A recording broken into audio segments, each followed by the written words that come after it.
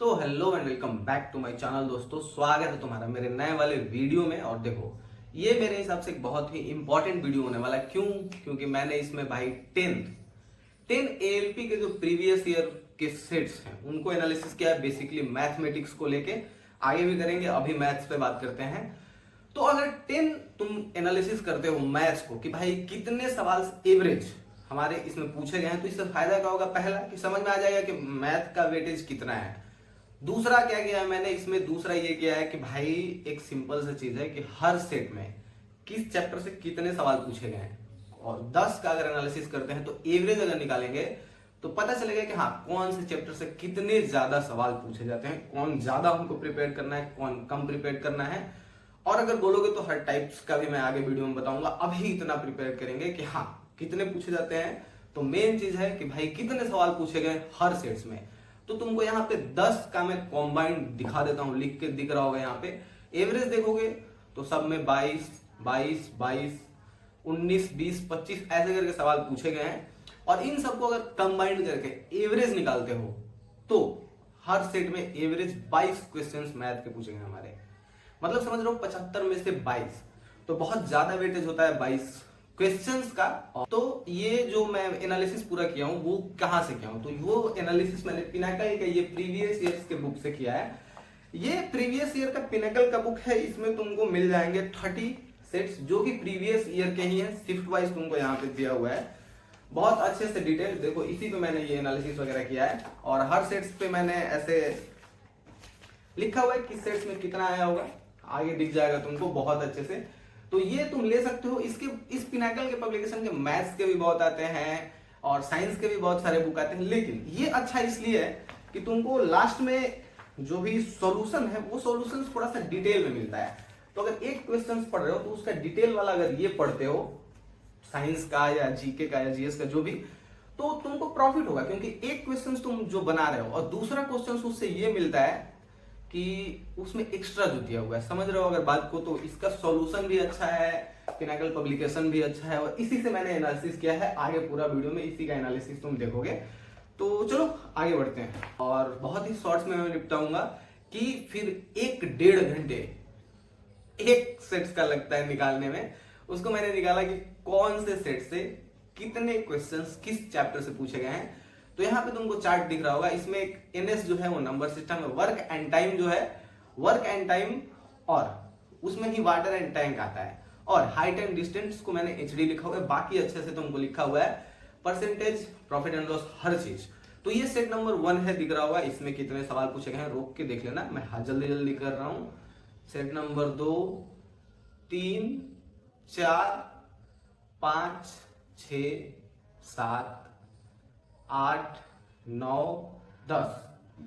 अब भाई इन 10 सेट्स को आराम से तुम रोक के अगर वीडियो देखे तो समझ जाना चाहिए कि सबसे ज्यादा क्वेश्चंस किससे पूछे जाते हैं, एवरेज। तो एवरेज मैं बोलूंगा कि सबसे ज्यादा क्वेश्चंस एवरेज से ही पूछे गए हैं मेरे हिसाब से। और सबसे मेन चीज मैं बताता हूं कि एवरेज में अनुपात भी आता है और औसत का भी क्वेश्चन आता है कि 2500 का औसत कितना होगा। और बहुत सारे लोग सोचते होंगे कि ट्रिग्नोमेट्री से बहुत सवाल पूछे जाते हैं, तो ट्रिग्नोमेट्री से बहुत सवाल नहीं रहते हैं, हाइट एंड डिस्टेंस से नहीं रहते हैं।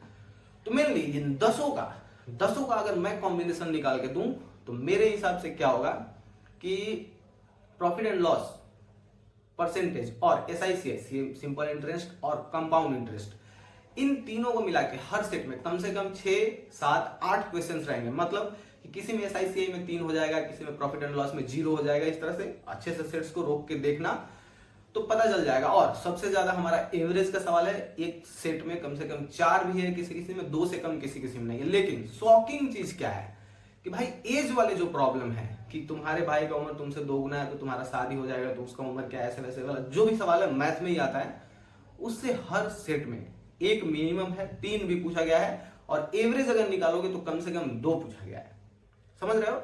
यहां पे तुमको दिख जाएगा कि 10 सेट्स में से हर चैप्टर का कितना कितना क्वेश्चंस पूछे होंगे। देख लो, एवरेज निकाल लो, इससे तुमको ये समझ में आ जाएगा कि भाई अगर देखो कोई में किसी चीज में अगर उसका एवरेज 10 क्वेश्चन पूछा गया तो समझ लो हर सेट में 1 है, और अगर 10 से ज्यादा है तो समझ लो कि एक सेट में 2 है, 3। अगर किसी में प्रॉपर 20 है तो समझ रहे हो 20 मतलब क्या होता है कि हर सेट में मिनिमम से मिनिमम 2 है।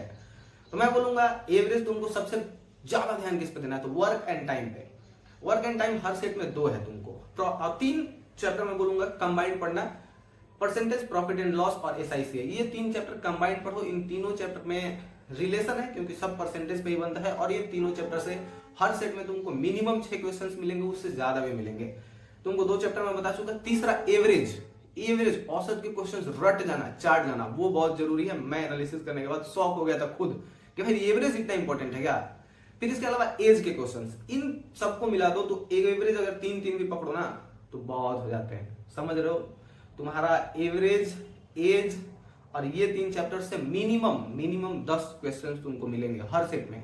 और सबसे शॉकिंग चीज एक और है कि मेंसुरेशन, मतलब जिसको हिंदी में क्षेत्रमिति बोलते हैं, उससे भाई एक सेट में 4 सवाल पूछे गए हैं, और सिर्फ फार्मूला बेस्ड, थोड़ा सा कॉन्सेप्ट और सिर्फ फार्मूला। तो एग्जाम में जाने से पहले मेंसुरेशन के जितने भी तुमको क्वेश्चंस मिलेंगे वो, और फार्मूला जाते टाइम ट्रेन में भी लिख के ले जाना, रट लेना, क्योंकि 4 क्वेश्चन मेंसुरेशन से आते हैं, 2 तो कम से कम रहते ही, और किसी चैप्टर से 2 भी क्वेश्चन हर सेट में है तो बहुत इंपॉर्टेंट है। हाँ, एक बेसिक तुमको आता है बोर्ड मार्क्स से, इस टाइप का तुमको दिख रहा होगा, इस टाइप का नॉर्मल कैलकुलेशन वाला। तो इसको जितना प्रैक्टिस करोगे उतना जल्दी होगा, नंबर फुल देके जाएगा, कंफ्यूजन कम रहता है। समझ रहे हो। अब बाकी यहाँ पे कंबाइंड तुम सबका देख सकते हो कि हाँ कितना पूछा गया है। तो मेरे कहने का मतलब तुमको इंपॉर्टेंट चैप्टर्स के लिस्ट यहाँ पे दिख रहे होंगे कहीं ना कहीं, यहाँ पे पूरे डिस्प्ले पे।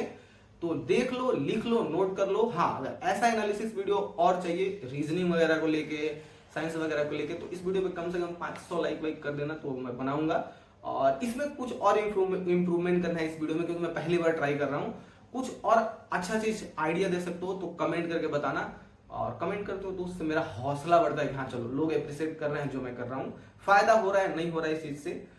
तो समझ जाओ, 10 सेट्स एक जगह करके देखना, स्क्रीनशॉट लेके समझ में बहुत अच्छा